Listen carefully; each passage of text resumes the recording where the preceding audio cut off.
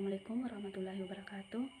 Perkenalkan, nama saya Fitri, Prodi Hukum Tata Negara, kelompok 4 dengan NIM 742352021076.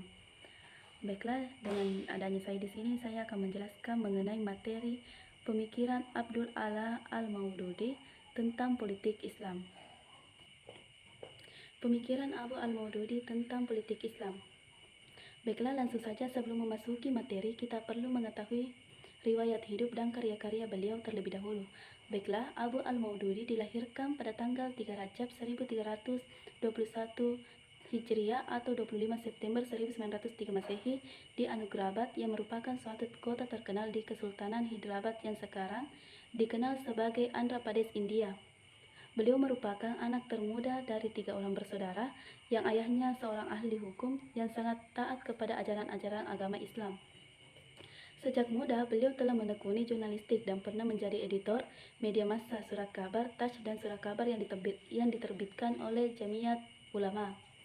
Ketika usianya baru menginjak 20 tahun, beliau sudah menerbitkan bukunya yang berjudul Al-Jihad fi Al-Islam, yang merupakan suatu buku yang sangat cermat dan tajam mengenai hukum Islam dalam perang dan damai.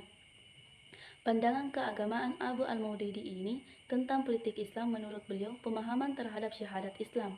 Tidak ada Tuhan melainkan Allah, bukan sekadar menerangkan tentang keesaan Tuhan sebagai pencipta dan satu-satunya yang patut disembah, tetapi juga tentang tidak adanya sesuatu yang menyerupai Tuhan sebagai yang maha kuasa.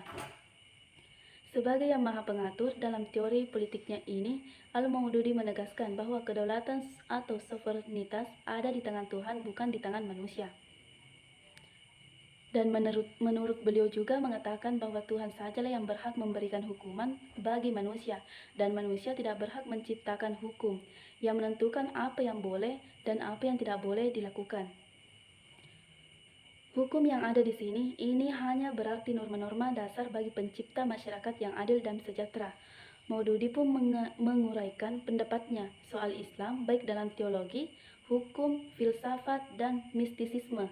Dan beliau juga mengembangkan gagasan Islamnya untuk menggantikan ideologi Barat yang dianut pemimpin intelektual Muslim. Al-Maududi juga memandang sosialisme sebagai ancaman setelah pemberontakan Telanggana yang diilhami komunis menjadi tantangan serius bagi pemerintahan Nizam yang berada di Hyderabad, sehingga beliau ini mengemukakan pendapatnya bahwa pergulatan antara Islam dan kekufuran Barat dan kultur Muslim tradisional India ini hanya sebagai kekuatan sentral dalam kemajuan historis masyarakat Muslim. Oleh karena itu, beliau hanya menginginkan sebuah negara yang menggunakan sistem khilafah, yang mana dimaksud dengan sistem khilafah adalah sebuah negara yang menggunakan Al-Quran dan Sunnah sebagai dasar hukumnya, serta mengemukakan bahwa negara tersebut tunduk terhadap kedaulatan Allah dan manusia hanya memiliki kedaulatan yang terbatas. Baiklah, itulah tadi pemaparan materi yang bisa saya jelaskan. Kurang dan lebihnya mohon dimaafkan. Wabillahi taufiq wal hidayah. Wassalamualaikum warahmatullahi wabarakatuh.